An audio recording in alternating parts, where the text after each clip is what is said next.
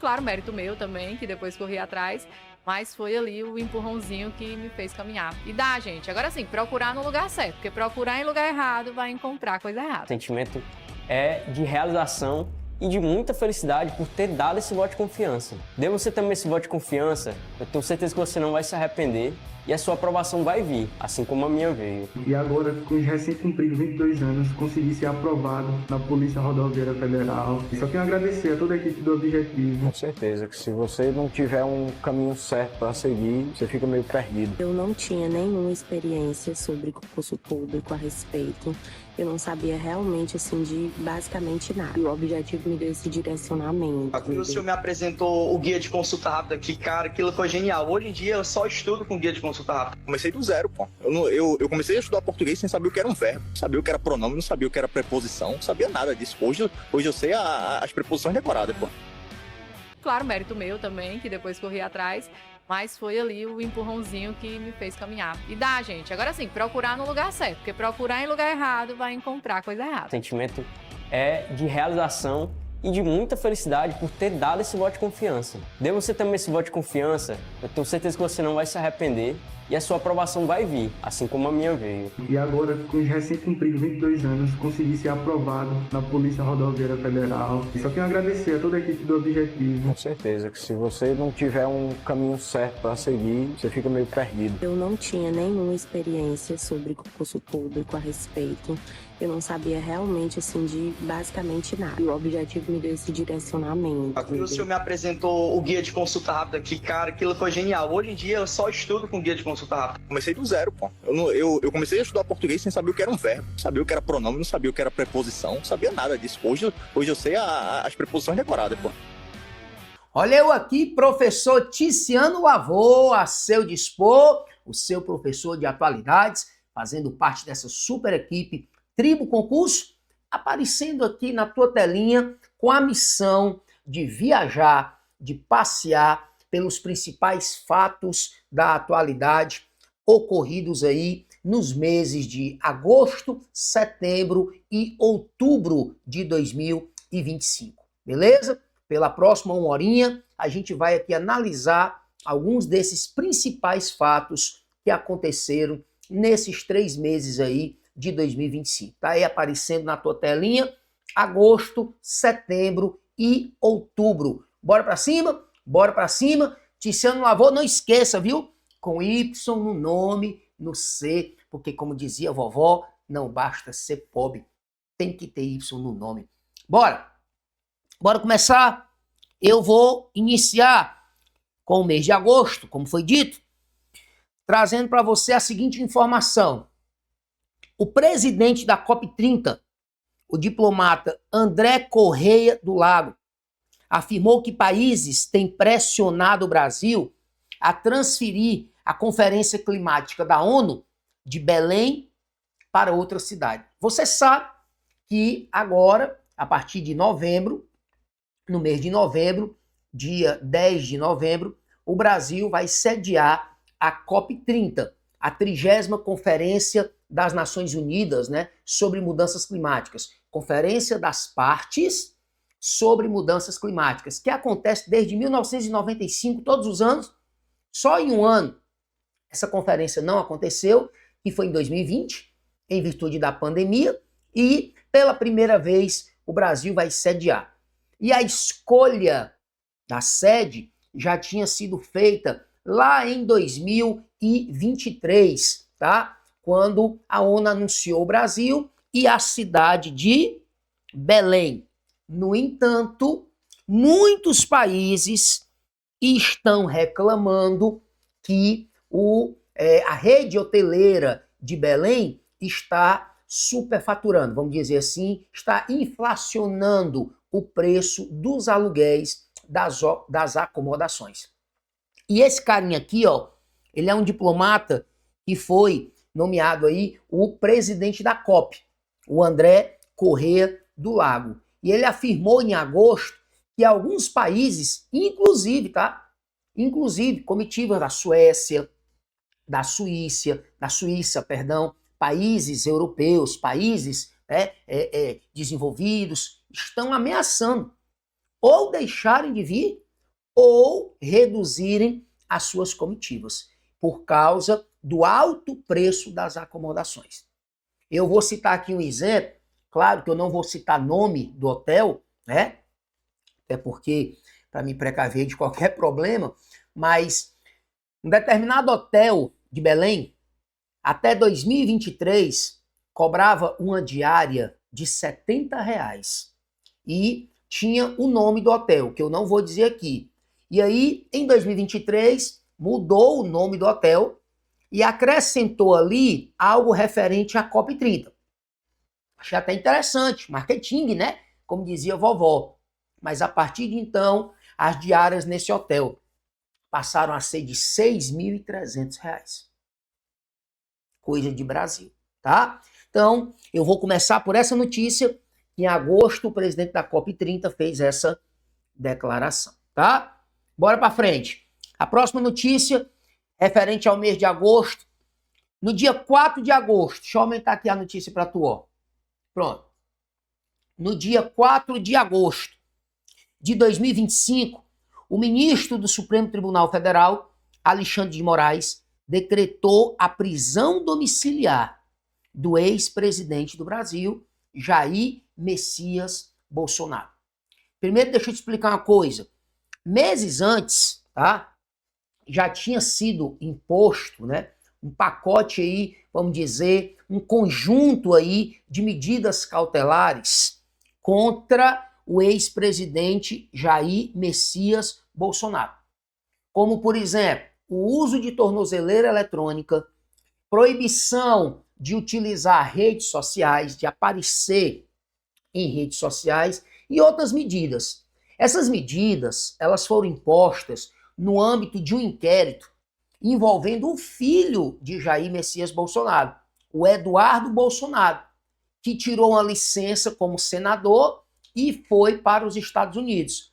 E ele é alvo de um inquérito que o acusa de estar tramando junto ao governo norte-americano para que os Estados Unidos promovam aí retaliações ao Brasil pelo fato do Jair Messias Bolsonaro, o pai, ter se tornado réu e ter enfrentado, a essa altura a gente já sabe até que o Bolsonaro acabou sendo condenado. A gente vai falar um pouco mais adiante. Mas naquele momento, em agosto, o Bolsonaro era apenas réu.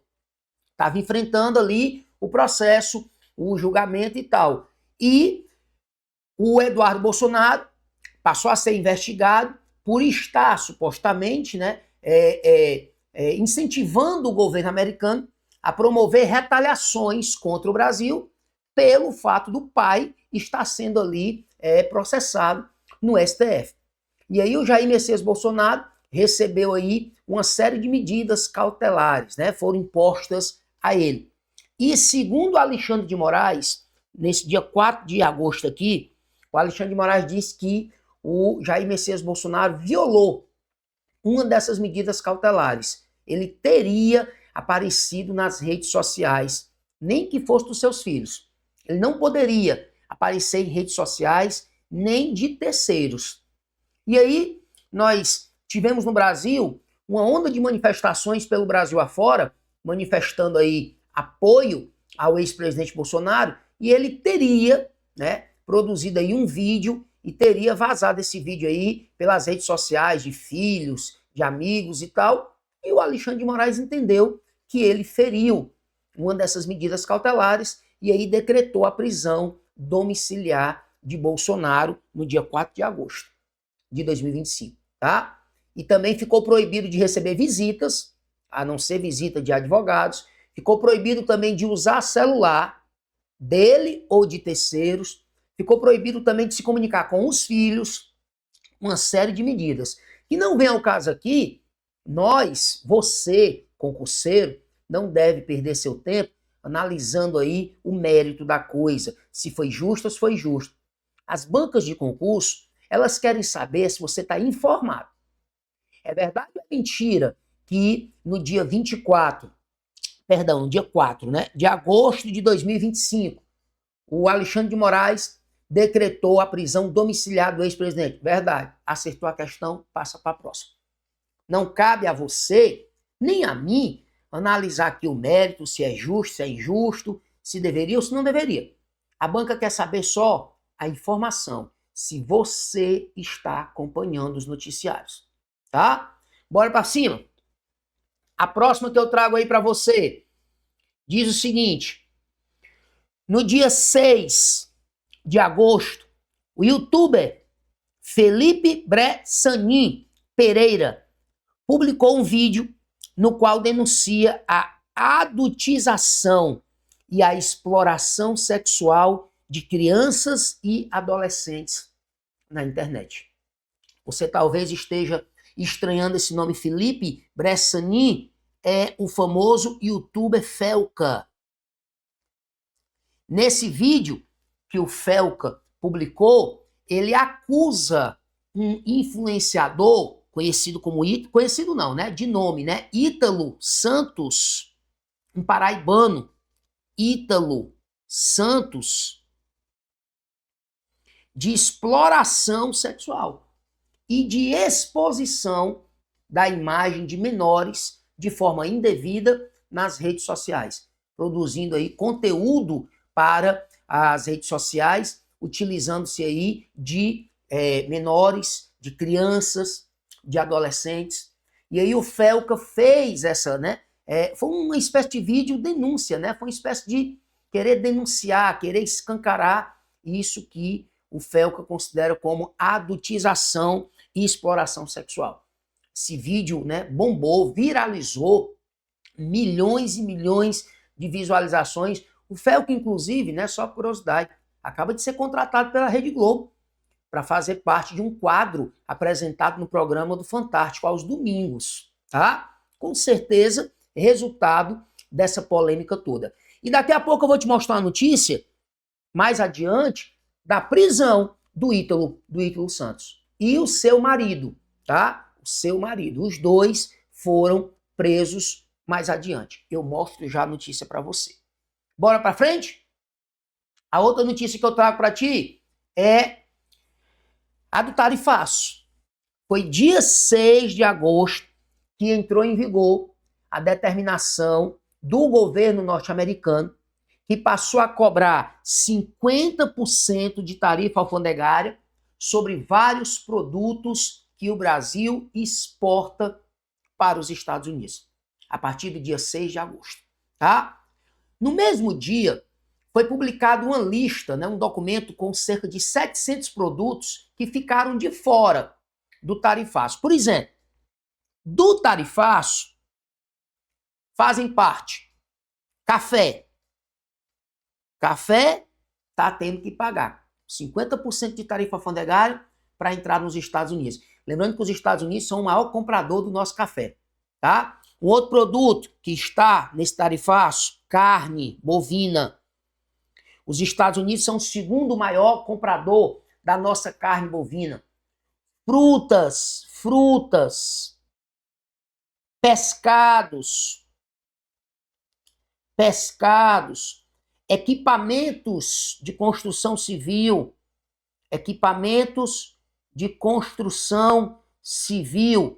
e outros. Mas como eu acabei de dizer, existe uma lista com quase 700 produtos que ficaram, vou botar assim para tu, ó, de fora.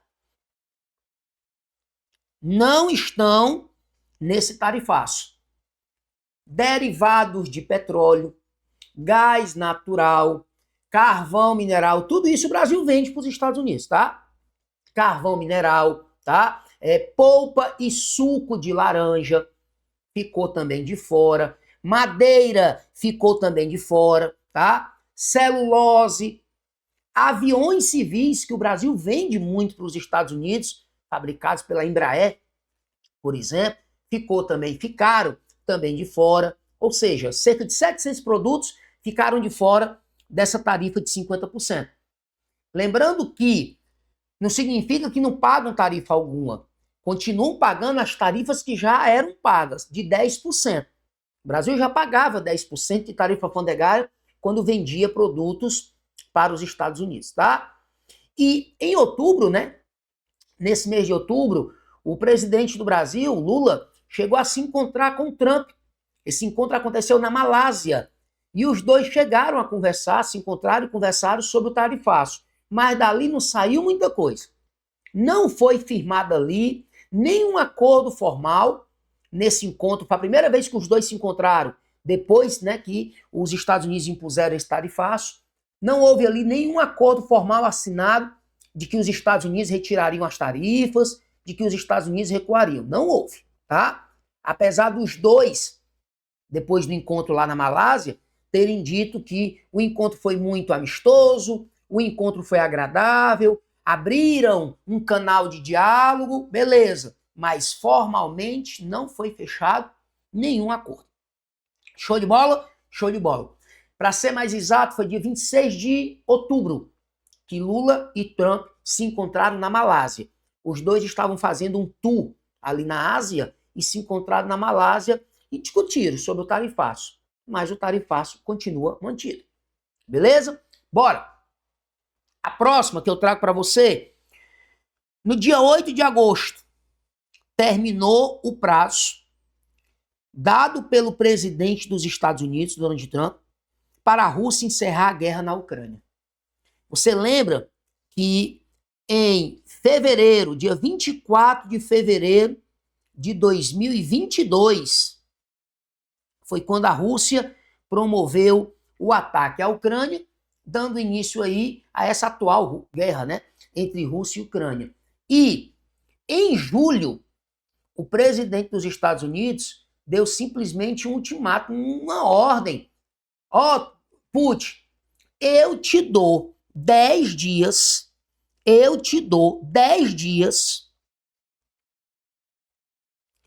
para você encerrar essa guerra com a Ucrânia. Se em 10 dias você não encerrar essa guerra com a Ucrânia, se prepare. Nós vamos impor sanções a você. Por exemplo, ele disse que os Estados Unidos estavam pensando em passar a cobrar 100% de tarifa alfandegária sobre produtos russos. Só que passaram-se os 10 dias, e esses 10 dias findaram exatamente no dia 8 de agosto. E a guerra Rússia-Ucrânia continua. O pau continua comendo, tá? E aí, nós vamos ver mais adiante, vou já te trazer uma notícia, que o Trump começou a cumprir a promessa. Ele não cumpriu no dia 8 de agosto. Foi quando acabou esse prazo de 10 dias que ele deu. Não cumpriu nesse dia. Mas um pouco mais adiante eu vou te trazer uma notícia da primeira medida, da primeira sanção que o Trump vai impor à Rússia por causa da guerra. Por não, né, pelo Putin não ter aí dado um fim nessa guerra. E tem a ver com petróleo. Tem a ver em atingir empresas petroleiras ou petrolíferas russas, o que com certeza vai acarretar um aumento, né, no preço do barril de petróleo no mercado internacional. A gente não pode esquecer que a Rússia é o segundo maior produtor de petróleo do mundo. Fica atrás exatamente de quem? Dos Estados Unidos. Show? Show. Bora!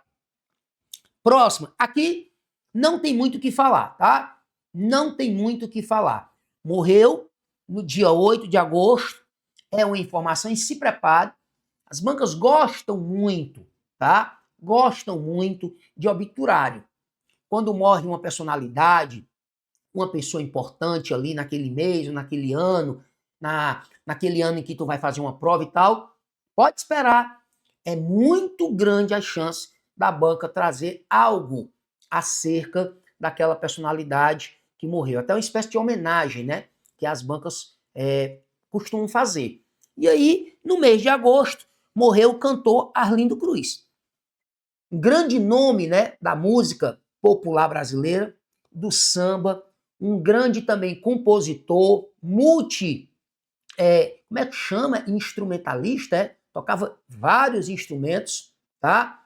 E, para quem gosta, né, eu não sou muito chegado, nunca fui muito fã do Arlindo Cruz, com todo respeito, mas sei que desde 2017, né, que o Arlindo Cruz vinha convivendo com sequelas de um AVC que ele sofreu lá em 2017. E estava bastante debilitado, e no dia 8 de agosto a família anunciou que ele faleceu.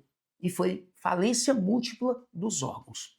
Beleza? Beleza? Show de bola? Bate um printzinho aí dessa notícia e a próxima notícia é a seguinte.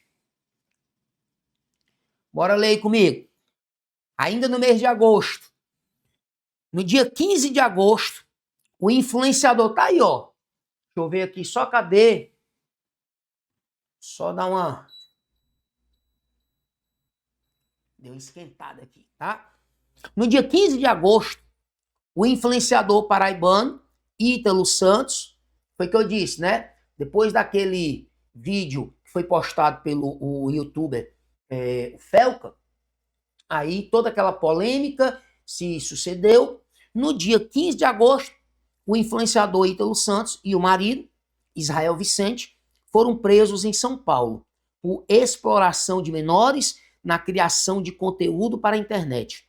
Se bem que desde 2024, ano passado, que eles vinham sendo investigados, tá? Então, essa notícia aqui, na realidade, é um complemento, né, da notícia, cadê? Eu tinha te dado aqui, né, do dia 6 de agosto. O Felca publicou o vídeo, e aí no dia 15 de agosto houve a prisão do Ítalo. Beleza? Beleza. Bora para a próxima. Ainda no mês de agosto, eu trago para você a seguinte notícia. No dia 16 de agosto, o presidente dos Estados Unidos, Donald Trump, e o presidente Vladimir Putin se encontraram no Alasca. Detalhe, tu lembra a notícia agora há pouco que o Trump tinha dado 10 dias pro Putin pôr um fim à guerra na Ucrânia. O prazo se esgotou, mas até então o Trump não impôs sanções. E no dia 16 de agosto, ainda se encontrou pessoalmente com o Trump, com o Vladimir Putin, né, o presidente russo. O encontro foi no Alasca. Apesar do encontro ter sido considerado amistoso, pacífico, conversaram, os dois saíram também falando bem ali, tal, não foi firmado nada sobre a guerra Rússia e Ucrânia nesse encontro entre Trump e Vladimir Putin. Mas você tem que guardar a notícia. Trump e Vladimir Putin se encontraram no Alasca no dia 16 de agosto. E depois, o Trump se encontrou com o Zelensky, que é o presidente da Ucrânia. O encontro foi na Casa Branca, em Washington, tá? Também um encontro, na realidade foi o segundo encontro entre o Trump e o Zelensky. No começo do ano, tinha havido um primeiro encontro e foi um encontro muito tenso, né?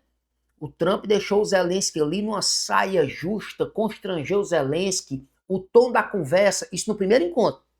O tom da conversa esquentou muito e tal, mas nesse segundo encontro, entre o Trump e o Zelensky, a conversa foi mais amistosa, mais leve, mas até agora a peia entre Rússia e Ucrânia continua comendo. Bora para frente? No dia 20 de agosto, cientistas publicaram um estudo na revista. Tu quer que eu pronuncie o nome dessa revista aqui?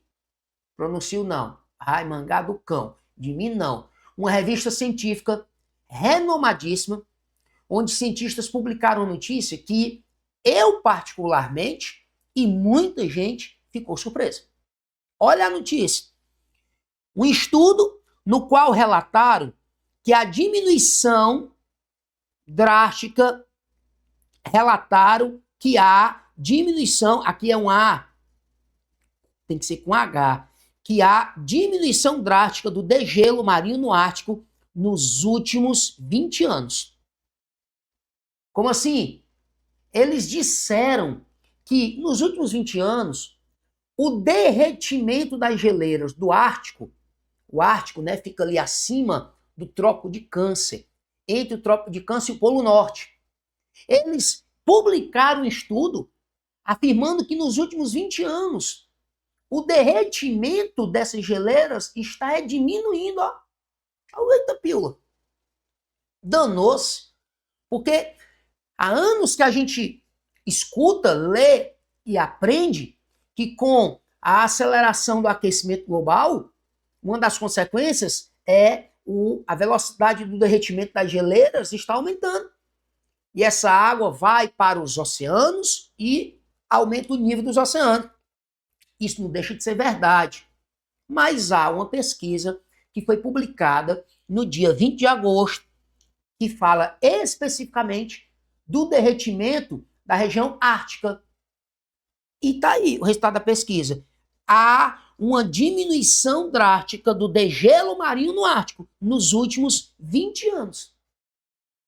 Tá aí a notícia. Deixou muita gente espantada. Bora para cima? Bora para cima. A próxima notícia que eu trago para você, também do mês de agosto. No dia 22 de agosto, a ONU afirma que mais de 500 mil de pessoas em Gaza estão passando fome. Aí tu lembra, né? Gaza é aquela faixazinha de terras. É mais ou menos do tamanho de Fortaleza. Gaza, a faixa de Gaza, né? É um pouquinho maior do que Fortaleza, para falar a verdade. E é ali onde surgiu, em 1987, né? O grupo terrorista Hamas. E foi esse grupo terrorista Hamas que no dia 7 de outubro de 2023 promoveu aquele sangrento, violento, cruel ataque contra Israel, deixando mais de 1.200 mortos. E a partir de então, Israel deu início ali a uma tremenda ofensiva contra a faixa de Gaza, dizendo que só pararia quando o Hamas fosse o quê? O Hamas fosse exterminado. E aí quem paga o pato, né, acaba sendo a população civil inocente. Em Gaza, nós temos uma população de mais ou menos 2 milhões de pessoas, vivendo em condições subhumanas, deploráveis, e nesse fogo cruzado entre as tropas de Israel e os homens do Hamas, do grupo terrorista Hamas. E uma das coisas que tem acontecido, né, é que a ONU, inclusive, tem chamado a atenção para a dificuldade que tem sido entrar na faixa de Gaza levando ajuda humanitária. Alimentos, remédios, roupas. E aí ela anunciou, no dia 22 de agosto, que cerca de 500 mil de pessoas. Olha só, são 2 milhões de pessoas ali na faixa de Gaza. 500 mil estão simplesmente o quê? Passando fome. 25%. E essa notícia foi de 22 de agosto, tá? E a ONU, naquele dia, disse assim, que até o final do mês de setembro, seria o mês seguinte, o número seria de 640 mil pessoas. Ela disse assim, e até o final do mês de setembro, serão cerca de 640 mil pessoas enfrentando, aí ela usou essa expressão, níveis catastróficos de insegurança alimentar. Tá aí, notícia de 22 de agosto, tá? Próxima, outra notícia de obituário, né? Dia 30 de agosto, morreu o escritor Luiz Fernando Veríssimo, um dos grandes nomes da literatura brasileira, tá? Filho do também grande, né, nome da literatura brasileira, Érico Veríssimo. O escritor Luiz Fernando Veríssimo morreu aos 88 anos de idade em Porto Alegre, tá? Então, essa notícia não pode ser esquecida por você de maneira alguma, tá? Nós temos aí no mês de agosto, né, a morte do sambista, do cantor, compositor Arlindo Cruz, e agora, no dia 30 de agosto, a morte do escritor Luiz Fernando Veríssimo. Beleza? E para encerrar o mês de agosto, eu trago essa última notícia. Segundo o INPE, que é o Instituto Nacional de Pesquisas Espaciais, o Brasil alcançou uma redução histórica no número de queimadas registradas no mês de agosto. Notícia boa, né? O que é que essa notícia está me dizendo aqui? Em agosto de 2025, tá? Foi registrado o menor número de queimadas no mês de agosto. Eu estou me referindo só ao mês de agosto. Desde quando o INPE ele começou a fazer esse monitoramento, que foi em 1998. Desde 1998, quando começou esse monitoramento, o mês de agosto de 2025 foi o mês de agosto com menor índice de focos de queimadas no Brasil. Cuidado, eu estou falando, comparando só os meses de agosto. Agosto de 2025, agosto de 2024, agosto de 2023, agosto de 2022, até agosto de 1998. Qual foi o agosto com o menor índice de queimadas registrados pelo INPE no Brasil? Foi agora, agosto de 2025. O INPE diz, aí eu vou botar esse número aqui só por curiosidade, tá? Foram 18.451 focos de incêndio no mês de agosto. O menor desde 1998. Beleza? Tô olhando aqui, quando você me pegar olhando para cá, é o meu retorno. É aqui que eu vejo, ó, o que eu tô escrevendo aí para você, ó. Aqui, ó, isso aqui que eu tô escrevendo para você, eu tô vendo aqui, ó. Beleza? Um pouquinho dos bastidores, né? E agora vamos adentrar no mês de setembro, tá? Primeira notícia que eu considero importante para você no mês de setembro é exatamente a da condenação do ex-presidente da República, Jair Messias Bolsonaro. No dia 11 de setembro, tá? A primeira turma do Supremo Tribunal Federal, a primeira turma, né, do Supremo Tribunal Federal é composta de 5 ministros. O Alexandre de Moraes, o Flávio Dino, a Carmen Lúcia, o Cristiano Zanin e o Luiz Fux. Condenou a primeira turma, né, por 4-1, e é bom até tu lembrar, né, o único que votou pela absolvição do Jair Messias Bolsonaro, esse voto 1zinho aqui, foi exatamente Luiz Fux. E olha que coisa interessante, Luiz Fux, depois, né, que passou o julgamento e tal, para falar a verdade, no mês de outubro, Luiz Fux solicitou a sua transferência, vamos dizer assim, da primeira turma do Supremo Tribunal Federal para a segunda turma. Houve um clima muito, né, o clima do Luiz Fux com os outros 4 membros da primeira turma estava pesado. Estava pesado. No dia mesmo que o Luiz Fux foi dar o voto dele, você deve lembrar, o voto do Luiz Fux demorou assim uma eternidade. Uma eternidade. Um dos votos, se não o mais demorado da história do STF. E ele já foi dizendo para os outros 4, eu não vou conceder a parte a ninguém. O direito de alguém, né, me interromper e fazer ali uma observação e tal. Não vou. Vou logo dizendo. O clima ficou meio pesado.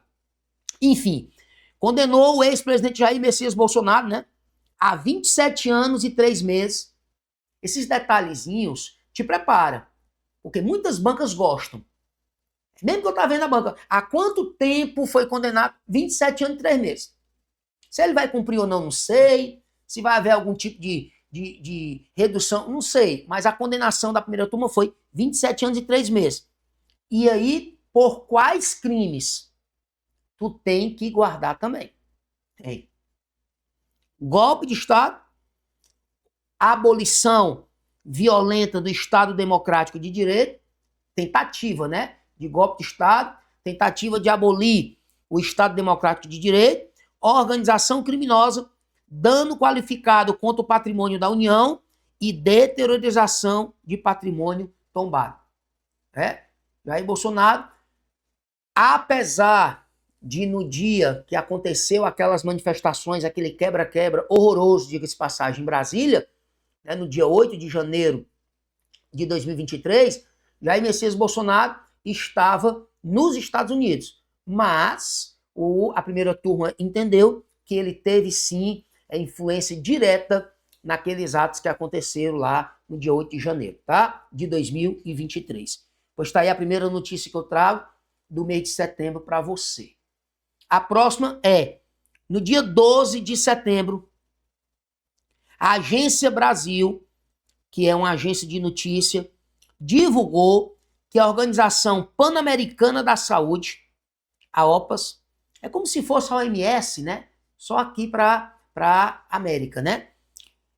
Emitiram um alerta após constatar um aumento de 34 vezes no número de casos de sarampo em relação a 2024.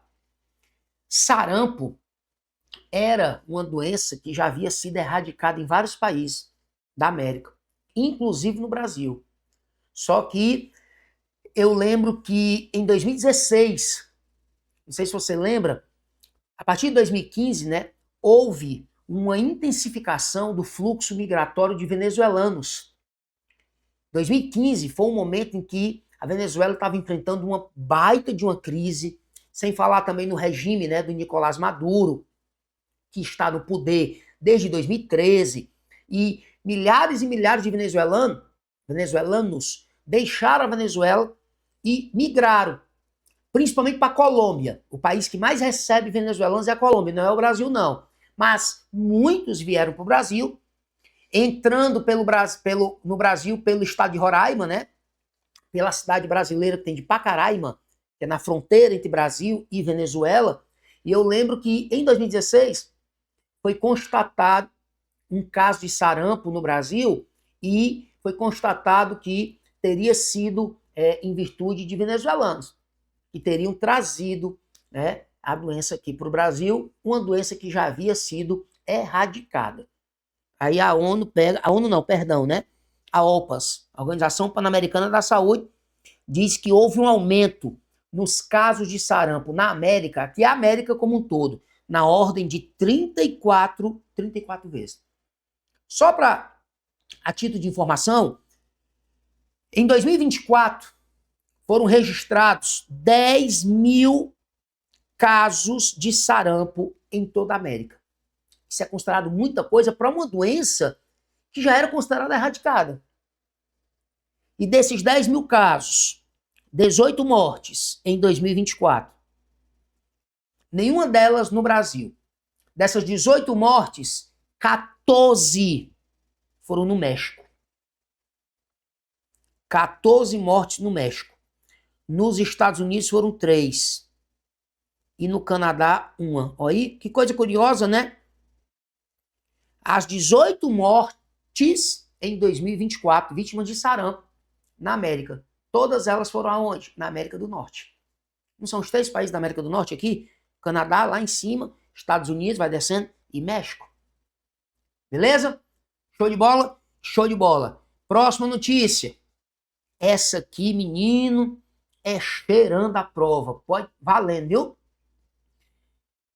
No dia 17 de setembro,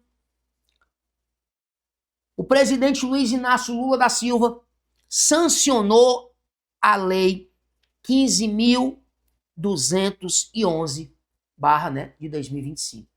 Pode esperar, não só na prova de atualidades, mas em muitas provas aí tu vai ter, muitas disciplinas que tem legislação e não sei do que, não sei das quantas, tu vai ter que estudar essa lei. Essa lei, popularmente, ela é considerada a lei que cria o ECA digital. O ECA digital. E o que é ECA, bebê? Estatuto da Criança e do Adolescente. O que é que essa lei faz? Ela expande, ela amplia toda aquela rede de proteção que o ECA dá, né, para a criança e o adolescente. A lei 15.211, ela amplia para o mundo online. Essa lei, ela estabelece regras e deveres bem claros que devem ser respeitados pelas plataformas, né, pelos os fornecedores de tecnologia, pelos aplicativos. Ou seja, a lei veio para fazer a gente entender que o ambiente virtual, online, não é um universo à parte, onde terra de ninguém, onde tudo pode. Não. Porque o ECA é para a vida real, para o mundo aqui fora. A lei veio para que a gente entenda que a mesma proteção, o mesmo cuidado que se tem com as nossas crianças e adolescentes no nosso mundo aqui real, tem que ser também no mundo quê? Tem que ser também no mundo virtual. Ou seja, a lei 15.211, ela amplia a proteção do Estatuto da Criança e do Adolescente para o mundo online, para o mundo virtual. Guarde essa notícia aqui. É prova, menino, por cima de prova, que vai passar a cobrar esse assunto aqui. Você pode ter certeza disso. Beleza?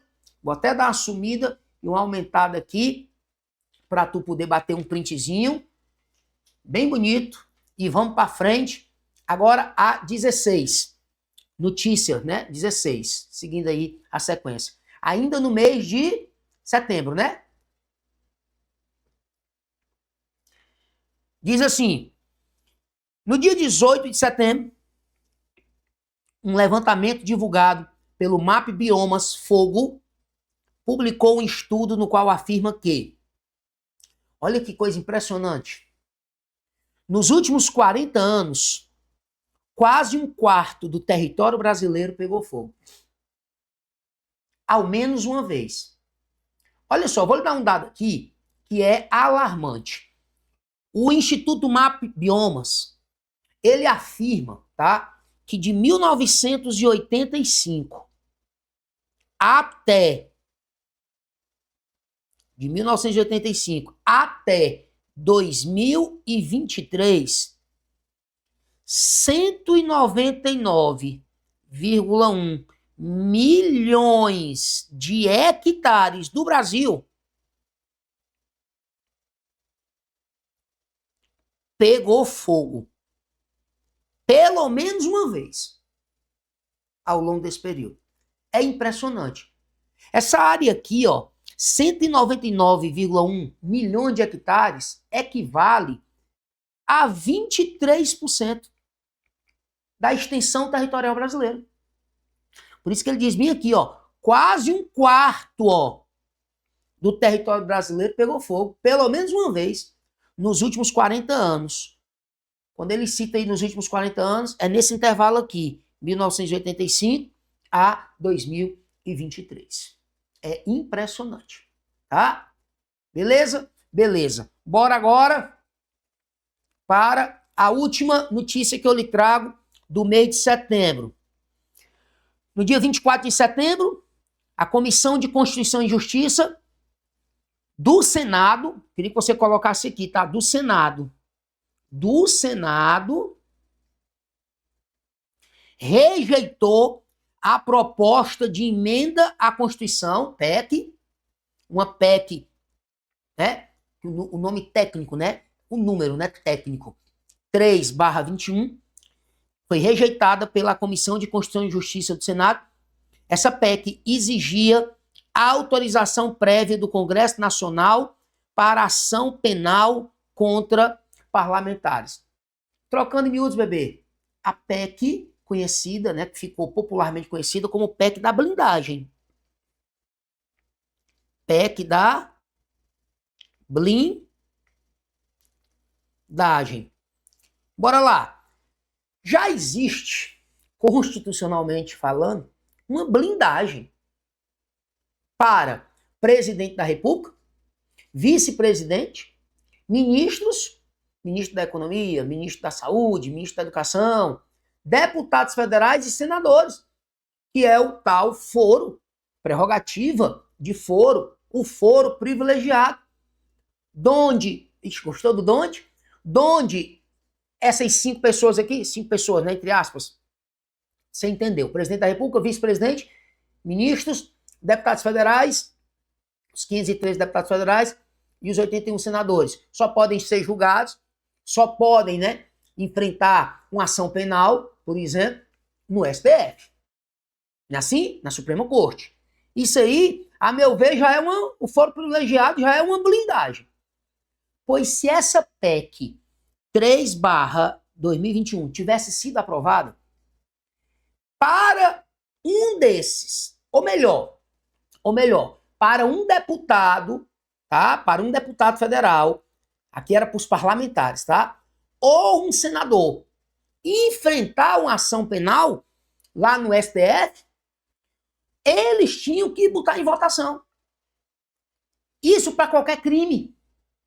Vamos lá, um deputado federal cometeu um crime. Pois o STF, para dar início à ação, teria que esperar que a Câmara dos Deputados votasse se aquele cara deveria ou não enfrentar o processo, a ação penal lá no STF. E detalhe, essa votação seria secreta. No caso de um deputado federal, na Câmara, né? Claro. No caso de um senador, no Senado. Mas as pessoas chamam de PEC da blindagem, mas eu chamava PEC da blindagem sobre a blindagem. Agora, quem iria decidir se iria dar início a uma ação penal contra um parlamentar lá no STF, ia ser eles próprios, ó, os próprios pares. E detalhe, viu? Constava no texto dessa PEC que ela seria expandida também, sabe para quem? Presidentes de partidos políticos. Vou beber até água aqui. Presidente de partido político. Mesmo não sendo deputado nem senador. Não é um negócio simplesmente surreal? No entanto, foi o que aconteceu com essa PEC. Você que estuda direito constitucional, você sabe. Uma PEC, para ser aprovada, é um processo meio, né, complicado, né? Um processo bem difícil. Tem que passar por 2 votações na Câmara, não é assim? Primeiro turno, segundo turno, e depois 2 votações no Senado. E em todas essas votações, tem que ter aprovação de pelo menos o quê? 3/5 dos membros da casa. Então tem que passar por uma primeira votação e adquirir 3/5 na Câmara, depois 3/5 numa segunda votação na Câmara, não é assim? Depois vai para o Senado. Pois, essa PEC, essa famigerada PEC, passou nas 2 primeiras votações na Câmara. Passou no primeiro turno da Câmara, passou no segundo turno da Câmara. Aí foi para o Senado. Só que quando chegou no Senado, antes de ir para o plenário, ela foi para a Comissão de Constituição e Justiça do Senado. E a Comissão de Constituição e Justiça rejeitou. Aí o presidente do Senado, Davi Alcolumbre, ordenou que essa PEC fosse o quê? Arquivada. Morreu Maria Preá, como dizia a vovó, e a PEC não se fala mais disso. Não foi nem para o plenário. Morreu, foi arquivada. Tá? A famosa PEC da blindagem. Agora me diga se nesse ano de 2025, nessa seara política, nesse espectro da política, houve assunto mais debatido, mais falado, tanto por gente que entende como por gente que não entende, nas redes sociais, tudo quanto foi canto que essa PEC da blindagem. Me diga se isso não é um assunto dos mais perigosos para cair numa prova de atualidade em 2025, e eu diria que até 2026. Tá? Cuidado com esse assunto. Bora para a próxima notícia, e aí a gente já adentra o mês de outubro. E a notícia que eu te trago para começar, no dia 16 de outubro, a Câmara dos Deputados aprovou um projeto de lei 3.444/23. Antes de falar desse projeto, só para ficar claro, esse projeto, que eu vou dizer do que se trata, foi aprovado na Câmara, seguiu para o Senado, tá? E até o momento ainda não foi votado no Senado. Esse projeto, ele é bem simples, assim, da gente, falar, da gente entender. Ele pega as regras que proíbem o trabalho no Brasil para menores de 14 anos, e onde é que estão essas regras? No ECA, por exemplo. Agora, cuidado para não confundir com a lei que foi sancionada pelo presidente da República. Eu estou falando agora aqui de um tema específico. Trabalho para menores o quê? De 14 anos. A gente sabe que, de acordo com o ECA, as regras do ECA dizem que o quê? Menor de 14 anos é proibido o trabalhar, a não ser na condição de aprendiz. Pois esse projeto aqui, que foi aprovado na Câmara e segue para o Senado, ele foi aprovado e diz que as mesmas regras que servem para o ambiente, como é que eu vou dizer aqui? real, vamos dizer assim, elas devem ser aplicadas num ambiente o quê? Virtual. Esse projeto entende, né, que deve servir do mesmo jeito para o ambiente digital. As mesmas regras quanto à questão da proibição do trabalho para menores de 14 anos que nós temos aqui no mundo real, que são estabelecidas pelo ECA. Sabe o que é que significa? Se esse projeto for aprovado, por exemplo, uma menina, sei lá, de 7, 8 anos de idade, que tem milhões e milhões de seguidores nas suas redes sociais e fatura com isso, fatura fazendo propaganda de roupa, fazendo propaganda de cosmético, fazendo algum tipo de trabalho nas redes sociais, que muitas vezes, ou na imensa maioria das vezes, é administrada pelos pais, isso passa a ser proibido. É um trabalho. É um trabalho. Pois esse projeto, ele estabelece o quê? Ele entende que para o ambiente digital devem valer as mesmas regras do ECA, que proíbe o trabalho para menores de 14 anos. Exceto na condição de aprendiz. Tá? Foi aprovado pela Câmara. Seguiu para o Senado. Próximo. No dia 18 de setembro, foi divulgada uma nova diretriz sobre o manejo da pressão arterial. Eu tenho visto muito esse assunto ser debatido, por diversos colegas professores no Brasil inteiro, tá? Por onde eu viajo, minha vida tem sido assim há muitos anos, graças a Deus, viajando, dando aula fora, levando o que eu tenho de conhecimento aí para outros estados, ajudando, cooperando com concurseiros a realizar seus sonhos. E eu tenho visto, por onde eu ando, por onde eu viajo, que muitos colegas nos outros estados têm debatido muito essa notícia, que a Associação Brasileira de Cardiologistas, ela alterou o parâmetro para a gente considerar, está com a pressão alta. Quando você, a gente tem que dizer, tirar a pressão, Tirar a pressão, tu morre, infeliz. É medir a pressão, Aí quando você mede a pressão, e aí a enfermeira, a pessoa lá que tá, medindo sua pressão, diz assim, 12/8. Eu vou confessar a você, eu não sou da área da saúde, eu não sei muito o que significa esse 12/8, não. Mas eu cresci sabendo. 12/8, tá normal. Tá normal.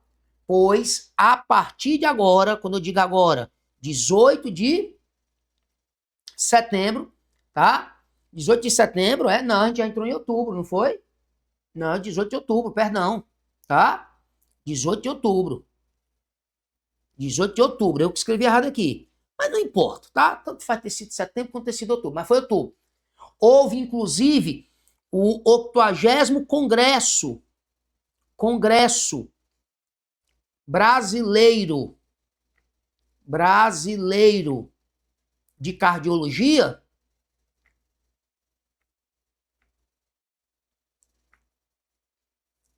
e foi lá que eles alteraram essa diretriz para a pressão arterial. 12/8 não é mais considerado normal. 12/8 você é considerado pré-hipertenso. É um diagnóstico de pré-hipertensão. Isso é notícia, da área da saúde, e todas as bancas, quando cobram atualidade nas suas provas, colocam temas relacionados no edital, colocam também temas relacionados ao quê? À saúde. Beleza? Show, show. Próximo. No dia 22 de outubro, o presidente dos Estados Unidos, lembra que eu falei que o Trump deu 10 dias, se não iria sancionar, meter alguma sanção na Rússia? Pois essa primeira sanção veio no dia 22 de outubro. Qual foi? Vou dizer. Primeiro vamos ler a notícia. O presidente dos Estados Unidos, Donald Trump, impôs pela primeira vez, em seu segundo mandato, sanções à Rússia devido à guerra contra a Ucrânia. Sabe o que foi que ele fez? Pegou as duas maiores empresas petrolíferas, ou petrolíferas, como você quiser chamar, da Rússia, a Lukoil, eu não sei se é assim que fala, e outra chamada Rosneft. as duas maiores empresas do petróleo, do ramo de petróleo na Rússia, e confiscou seus bens nos Estados Unidos.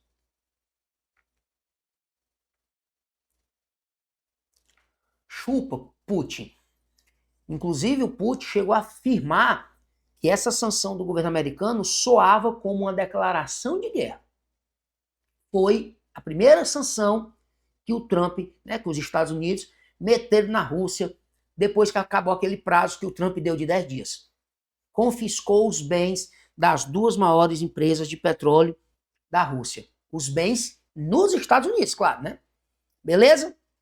Show de bola? Show de bola. Aí eu aproveito, nesse mesmo dia, dia 22 de outubro, ó, a União Europeia, que é um bloco, de 27 países, também anunciaram um novo pacote de sanções contra a Rússia. Porque a União Europeia já vem promovendo sanções contra a Rússia desde lá do começo da guerra, viu?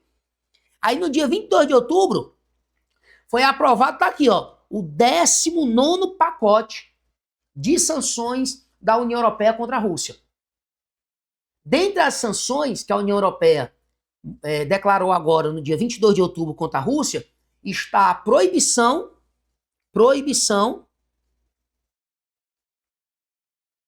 de importar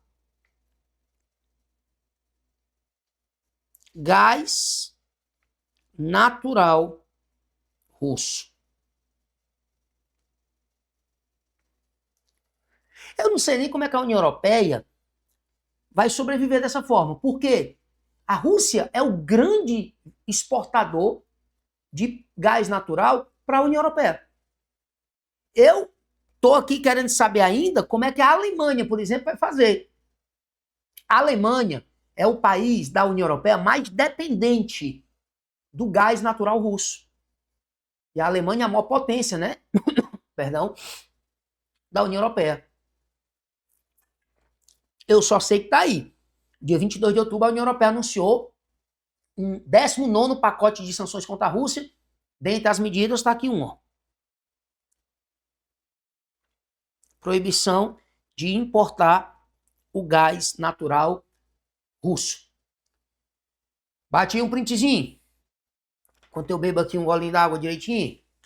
Bora, pra cima. Questão 22. Estamos encerrando. Claro que eu não poderia encerrar essa viagem em agosto, setembro e outubro sem falar, do dia 28 de outubro. A mega operação realizada pela Polícia Militar e pela Polícia Civil do Rio de Janeiro contra membros, do Grupo Comando Vermelho, lá na capital do Rio de Janeiro. No dia 28 de outubro, uma operação realizada em conjunto pela Polícia Militar e Polícia Civil do Estado do Rio de Janeiro, governado por Cláudio Castro, governador do Rio de Janeiro, do PL do Rio de Janeiro, enfrentou membros da facção criminosa Comando Vermelho. Você lembra das cenas, rodaram o mundo, inclusive, e eu vou lhe dar aqui dados oficiais até o dia 29 de outubro. Até o dia 29 de outubro, os dados oficiais publicados pelo próprio governo do estado do Rio de Janeiro são 121 mortos, sendo que dos 121 mortos, 4 eram policiais, 2 policiais militares e 2 policiais civis. O governador do Rio de Janeiro, Cláudio Castro, ele fez uma declaração dizendo que a operação foi um sucesso, só não foi 100% por causa da vida desses 4 policiais. Foi uma declaração do governador Cláudio Castro e, segundo a Secretaria de Segurança do Estado do Rio de Janeiro, todos os outros mortos, exceto os 4 policiais, todos os outros mortos eram envolvidos, de uma forma ou de outra, com o grupo, a facção Comando Vermelho. Inclusive, cearenses, tá? tinha pelo menos 4 cearenses dentre esses mortos que comandavam o Comando Vermelho, né, aqui na capital, Fortaleza. Tá? Os noticiários deram conta de um que liderava o Comando Vermelho no bairro da Barra do Ceará, no bairro do Pirambu, e um outro que comandava o Comando Vermelho aqui em Fortaleza, no bairro do Carlito Pamplona. Enfim, eis os números. Fora os mortos, até 29 de outubro, o Estado anunciou que foram 113 presos. E pelo menos uma centena de fuzis apreendidos. Tá? A operação aconteceu em 2 comunidades, né, do Rio de Janeiro. A comunidade do Alemão e a comunidade da Penha. E entre as 2 comunidades fica um morro, né, chamado Morro da Misericórdia, que é tomado por mata. E as imagens você viu, né? Os bandidos adentraram essa mata para tentar, né, fugir, achando que iam sair pelo outro lado, pois a polícia, o próprio governador do Rio, disse que a operação já foi planejada assim, fazer com que os bandidos fossem atraídos ou levados até dentro daquela mata, para que o confronto acontecesse longe ou mais, né, distante da área habitada, para evitar ao máximo vítimas inocentes, né, para evitar ao máximo pessoas inocentes serem atingidas nesse confronto. E segundo o governador, todos os que morreram eram envolvidos com o Comando Vermelho. Beleza? Beleza. E as últimas 2 notícias que eu trago para você, para a gente encerrar esse momento. No dia 29 de outubro, o furacão Melissa chegou em Cuba. O que é que eu quero que você entenda aqui? Esse furacão, antes de chegar em Cuba, ele passou pela Jamaica. Quando esse furacão Melissa, no mês de outubro, passou pela Jamaica, ele tocou o solo da Jamaica na categoria 5. Categoria 5. Que é a categoria mais o quê? Mais alta de um furacão, mais forte de um furacão. E ele foi batizado na Jamaica como a tempestade do século. Agora, me chamou a atenção a quantidade de mortes que o Melissa deixou quando passou pela Jamaica. 19 mortes.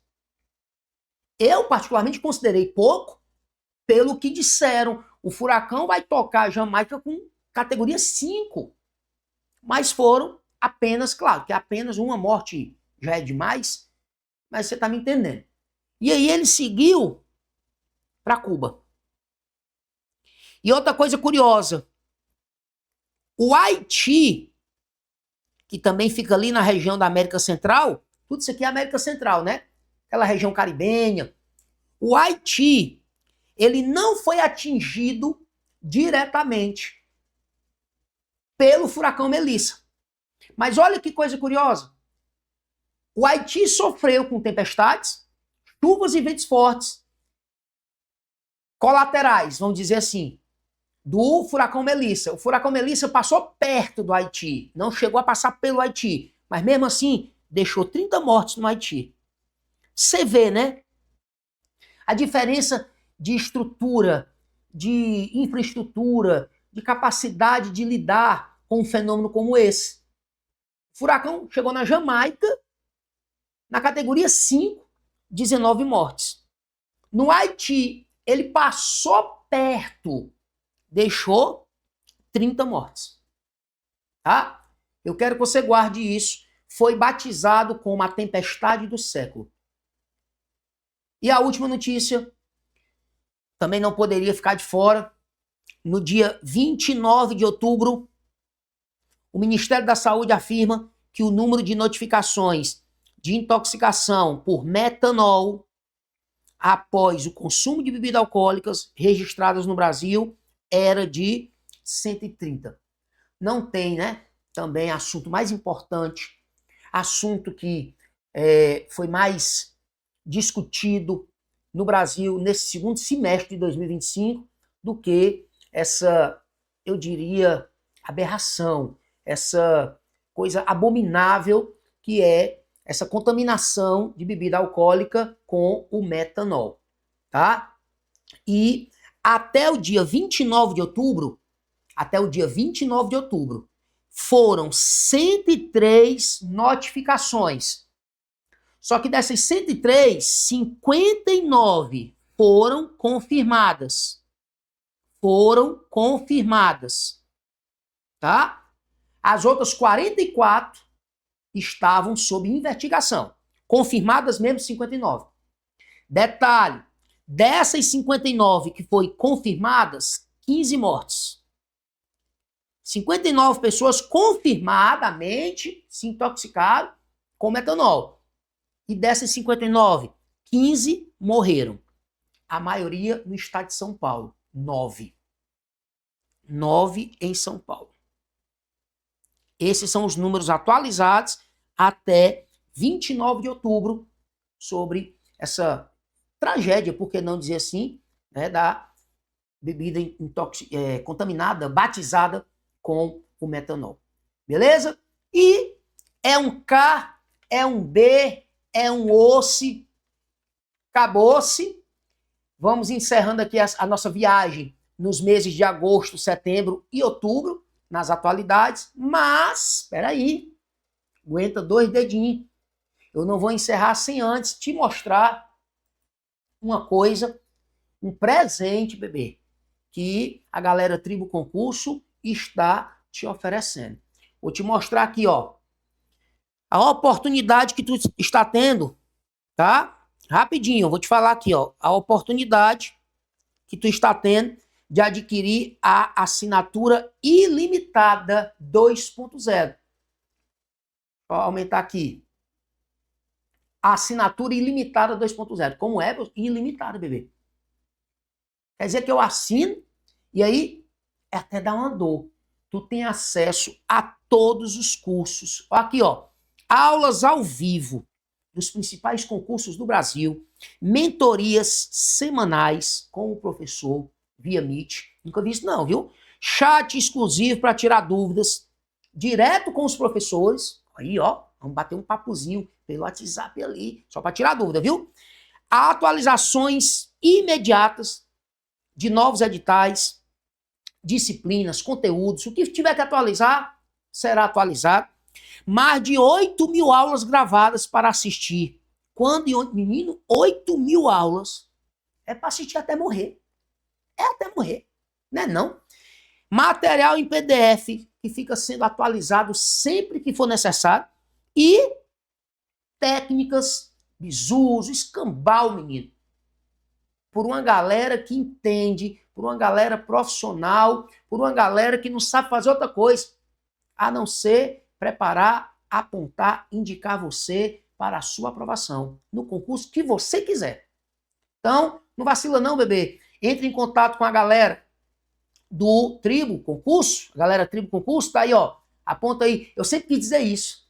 Eu vejo a galera fazendo na televisão, eu sempre quis fazer isso. Vê se eu acerto aqui, ó. Não, errei. Aqui, ó. Aí, ó. Aponta a câmera do teu celular, ó, o QR Code. Entre em contato com a galera Tribo Concurso e tira maiores informações. Professor, aí, quanto é, professor? Tu não vai nem acreditar, ó. Essa brincadeira todinha aí. Essa ruma de coisa aí. Esse pacotão de coisa aí. Da assinatura ilimitada 2.0. Por apenas 12 de R$ 79,90. Bebê, R$ 79,90 tu gasta brincando num sábado à noite, tomando uma. Farriando, né?